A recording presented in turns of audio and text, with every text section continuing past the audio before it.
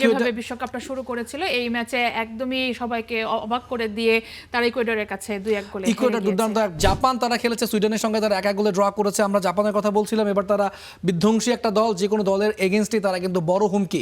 আজকে রাতের যে খেলাটা রয়েছে বিশেষ করে ফ্রান্স আর নরওয়ে, এই গ্রুপটা যদি আপনি দেখেন আসলে 0-0 পয়েন্ট। এখান থেকে মনে হতে পারে আসলে যে এই দুই দলের কোনো সুযোগ নেই, আসলে এই দুই দলেরও একটা সুযোগ কিন্তু রয়েছে। নকআউটের হিসেব নিকেশ জমে উঠেছে বিশ্বকাপ 32-এ কে খেলছে কে খেলছে না। আমরা যদি গতকালকের ম্যাচগুলো দিয়ে, রাতের ম্যাচগুলো দিয়ে শুরু করি আজকের ম্যাচ অ্যানালাইসিস। আজকে খেলা হয়ে গেছে তুর্কি এবং যুক্তরাষ্ট্র। সবাইকে অবাক করে তুর্কি ম্যাচে জিতে ফেলে। যুক্তরাষ্ট্র দারুণ ফর্মে ছিল, তারা তাদের প্রথম দুটো ম্যাচ জিতেছে, সেইখান থেকে তুর্কি আজকের ম্যাচটা জিতেছে। আমি বলবো তুর্কির কপাল খারাপ। কেন খারাপ সেটা পরে বলছি। রেজাল্টগুলো যেহেতু আপনি বললেন, প্যারাগুয়ে এবং অস্ট্রেলিয়া, প্যারাগুয়ে এবং অস্ট্রেলিয়ার ম্যাচটা গোল শূন্য ড্র হয়েছে। এখান থেকে অস্ট্রেলিয়া যেমন থ্রু করছে, প্যারাগুয়ে কিন্তু পরবর্তী রাউন্ডে ওঠার জন্য যথেষ্ট ক্যাপাবল, এবং তাদের যে বর্তমান পয়েন্ট 4, এই পয়েন্ট নিয়ে তারা নিঃসন্দেহেই তারা আসলে রাউন্ড অফ 32 খেলতে পারবে। এছাড়াও জাপান তারা খেলেছে সুইডেনের সঙ্গে, তারা 1-1 গোলে ড্র করেছে। আমরা জাপানের কথা বলছিলাম, এবার তারা বিধ্বংসী একটা দল, যে কোনো দলের এগেইনস্টই তারা কিন্তু বড় হুমকি। নকআউটে তারা প্রতিপক্ষ হিসেবে পেয়েছে ব্রাজিলকে, এবং আমরা দেখছিলাম বিশ্বকাপ শুরুর আগে অপটা কম্পিউটার তারা যেটা অ্যানালাইসিস করে, তারা একটা ভবিষ্যৎবাণী দিয়েছিল জাপানের সঙ্গে ব্রাজিলের দেখা হবে, এবং এই জাপান কিন্তু ব্রাজিলকে আটকে দেবে এবং তারা রাউন্ড অফ 32 থেকে বাদ পড়বে। যদিও সেটা আসলে ভবিষ্যৎবাণী, কিন্তু তাদের যে অ্যানালাইসিসটা তারা করেছে কিন্তু বলছে জাপান ব্রাজিলকে বধ করেই কিন্তু বিশ্বকাপে এসেছে। আমরা অবশ্যই জাপান ম্যাচ নিয়ে আরো বেশি কথা বলবো। তিউনিশিয়া, নেদারল্যান্ডস দুর্দান্ত তারা পারফর্ম করছে। ডাচরা দারুণ পারফর্ম করে তাদের যোগ্য দল হিসেবে কিন্তু তারা চলে গেছে। তিউনিশিয়া কিছুটা এবার হতাশ করেছে। ইকুয়েডর এবং জার্মানি রাতের যে ম্যাচটা ছিল একদম অবিশ্বাস্য একটা খেলা।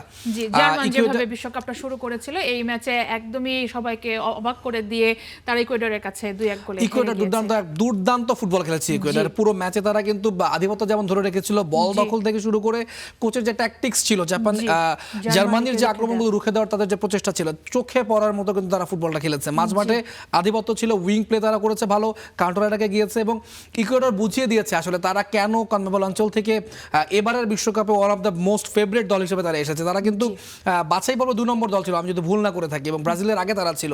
তো সবকিছু মিলিয়ে তারা যোগ্য দল হিসেবে কিন্তু পরের রাউন্ডে যাওয়ার জন্য একদম প্রস্তুত আমি বলবো। Presenting Walton Crystal Series. Switch to premium. Switch to Crystal. কিউরাসাও এবং আইভরি কোস্ট স্বভাবসুলভ ফুটবলটা খেলে জয় পেয়েছে। কিউরাসাও এরই মধ্যে তারা ইতিহাস গড়েছে, বিশ্বকাপে তারা প্রথমবারের মতো জায়গা করে নিয়েছে, এবং চমক দেখানোর ছিল তারা কিন্তু অলরেডি দেখিয়ে ফেলেছে, এবং তারা আমার মনে হয় যে বীরের বেশি দেশে ফিরবে। আমরা যদি রেজাল্টগুলো আমরা দেখলাম, আমরা আসলে এই রেজাল্টগুলোর পরবর্তী অবস্থাটা আমরা একটু পয়েন্ট টেবিলে যেতে চাই। আমি কেন বলছিলাম আসলে তুর্কি এর কপাল খারাপ, আসলে তুর্কি তারা এখানে দেখেন 3 পয়েন্ট কিন্তু তারা পেয়েছে। 3 পয়েন্ট পাওয়ার পরেও তারা আসলে এই গ্রুপের যে হাড্ডাহাড্ডি লড়াইটা হয়েছে যুক্তরাষ্ট্র, অস্ট্রেলিয়া এবং প্যারাগুয়ের মধ্যে, 6 পয়েন্ট 4 পয়েন্ট টপ 3 টিম আসলে কম্পিট করতে পারবে। টপ 8টা গ্রুপ থেকে 8টা দল তারা আসলে নকআউটে যাবে। সেই জায়গায় তুর্কি আসলে 3 পয়েন্ট নিয়ে 4 নম্বরে পড়ে গেছে।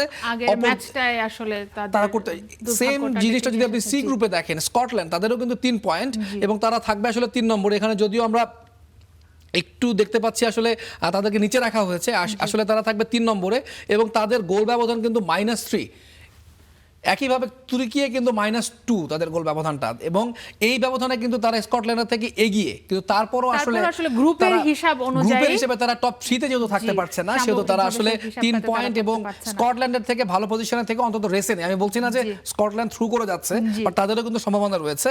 4-এ থাকার কারণে সেই সম্ভাবনাটা কিন্তু তুর্কি হারিয়েছে।